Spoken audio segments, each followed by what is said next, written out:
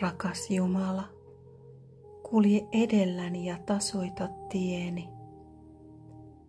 Seiso vierelläni ja vahvista sydäntäni. Anna sanojeni kantaa totuutta ja anna silmieni säteillä lempeyttä. Suojele tätä kohtaamista valollasi. Olkoon tämä hetki täynnä rauhaa ja olkoon sydämeni viisas ja avoin. Johdata meidät lähemmäs totuutta. Kiitos, että rakkaus saa olla kirkas ja puhdas.